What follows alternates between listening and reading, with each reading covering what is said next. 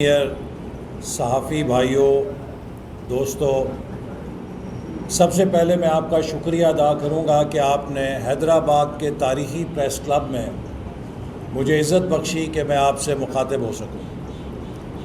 آج پاکستان میں ہر وہ شخص جو آئین پہ یقین رکھتا ہے، جو اس ملک کے مستقبل کو وفاقی پارلیمانی جمہوریت پہ یقین رکھتا ہے، جو اس ملک میں قانون کی حکمرانی پہ یقین رکھتا ہے اور جو حق آزادی اظہار رائے پہ یقین رکھتا ہے، ہر وہ پاکستانی آج ہم سفر ہے۔ وہ قائد اعظم کے پاکستان کو بچانے کی جدوجہد میں ایک دوسرے کے ساتھ کندھے سے کندھا ملا کے کھڑا ہے۔ بدقسمتی سے پاکستان کو 2018 کے بعد جس راستے پہ ڈالا گیا اور قوم کو نئے پاکستان کا سبز باغ دکھا کے جو دھوکہ کیا گیا، آج وہ نیا پاکستان ایک ڈراؤنا خواب بن چکا ہے۔ اس نئے پاکستان کے اندر پاکستان کو اگر کوئی ایک لفظ بیان کر سکتا ہے تو وہ انتشار ہے۔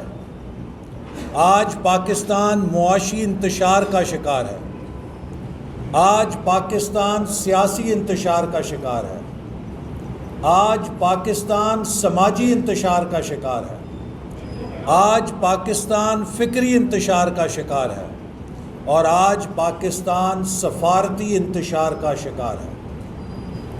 اور خدا نہ کرے ناقدین کو بھی حیران کر دیا تھا۔ اور ہمارے دور میں سی پیک منصوبوں میں سندھ سب سے بڑا بینیفیشری رہا، چونکہ سی پیک کے ذریعے سکھر ملتان موٹر وے بنائی گئی۔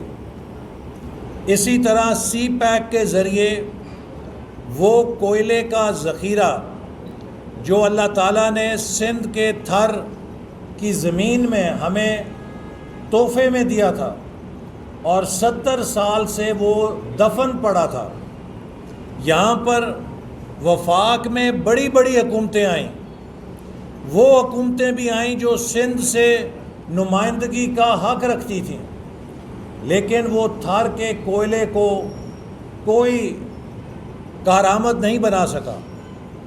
یہ کارنامہ مسلم لیگ نون کی حکومت کا ہے کہ اس نے سندھ کی حکومت کے ساتھ مل کر اس کا ہاتھ پکڑ کر تھر کے منصوبے کو سی پیک میں شامل کروا کر اس کے لیے فنڈنگ ممکن بنائی۔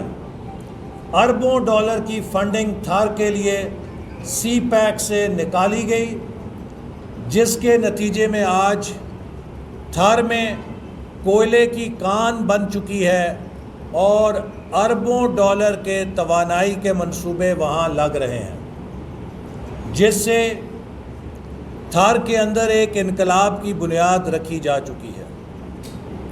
اسی طرح سندھ کے اندر مزید توانائی کے منصوبے لگے، پورٹ قاسم پہ لگا، اور حکومت نے غریب آدمی کا بھی ایک ہوتا ہے اور ارب پتی کا بھی ایک ہوتا ہے، ووٹ جھگی میں رہنے والے کا بھی ایک ہوتا ہے اور محل میں رہنے والے کا بھی ایک ہوتا ہے، کارخانے کے مالک کا بھی ایک ہوتا ہے اور کارخانے میں دہاڑی لگانے والے مزدور کا بھی ایک ووٹ ہوتا ہے۔ ووٹ وہ طاقت ہے جو غریب آدمی کی طاقت ہے۔ جب اسے چھینا جاتا ہے، جب اسے روندا جاتا ہے، تو اس ملک میں غریبوں کی آواز سننے والا کوئی نہیں ہوتا۔ آج 2018 کے بعد جب عوام کے ووٹوں کو روندا گیا اور ان سے چھینا گیا، آپ دیکھ رہے ہیں کہ پاکستان میں غریبوں کا کیا حال ہوا ہے۔ بدترین مہنگائی نے غریبوں کو زندہ رہنے کا ان سے حق چھین لیا ہے۔ نوجوانوں کو بدترین بے روزگاری کا سامنا ہے۔ 2 کروڑ سے زیادہ افراد 3 سالوں میں خط غربت سے نیچے گر چکے ہیں۔ پاکستان کی معیشت جو 5.8% سے ترقی کر رہی تھی، وہ اب تیسرے سال میں 3.5-4% کے لگ بھگ پہنچی ہے، اور پاکستان میں ترقی کے وہ تمام منصوبے جو ملک کی تقدیر بدلنے والے تھے، آج بیمار ہو کر سفید ہاتھی بن چکے۔ سیکیورٹی کے انتشار کا شکار ہو جائے، چونکہ کسی ملک کی سیکیورٹی کا دار و مدار اس کی مضبوط معیشت پہ ہوتا ہے۔ جب کسی ملک کی معیشت کھوکھلی ہو جاتی ہے اور جب کسی ملک کا سیاسی ڈھانچہ تتر بتر ہو جاتا ہے، تو پھر اس ملک کی سیکیورٹی بھی داؤ پر لگ جاتی ہے۔ آج پاکستان میں ووٹ کی طاقت کو کمزور کر دیا گیا۔ پاکستان میں گولی اور جتھوں کی طاقت کو طاقتور کر دیا گیا۔ اگر پاکستان میں گولی اور جتھوں کی طاقت ہوگی تو پاکستان کے غریب، مظلوم طبقے، محنت کش عوام، مزدور، کسان، متوسط طبقے کی کوئی طاقت نہیں ہوگی۔ ووٹ کو عزت دو کا نعرہ کسی فلسفے کا نام نہیں ہے، یہ ایک سیاسی حقیقت ہے جسے جس قوم نے اپنایا ہے اس نے ترقی کی ہے۔ جس قوم نے اپنے لوگوں کے ووٹ کی عزت کو تسلیم نہیں کیا، وہ قوم کمزور ہوئی ہے اور منتشر ہوئی ہے۔ پاکستان سے بڑی مثال دنیا میں نہیں ہو سکتی۔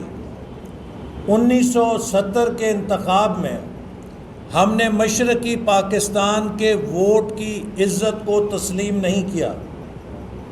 نتیجہ یہ ہوا کہ پاکستان سے پاکستان کی اکثریتی آبادی علیحدہ ہو گئی۔ دنیا میں یہ واحد مثال ہے۔ آج تک کسی ملک سے اس کی اکثریت جدا نہیں ہوئی، لیکن پاکستان سے پاکستان کی اکثریت جو مشرقی پاکستان میں رہتی تھی، وہ اس لیے جدا ہو گئی کہ ہم نے ان کے ووٹ کی عزت نہیں کی۔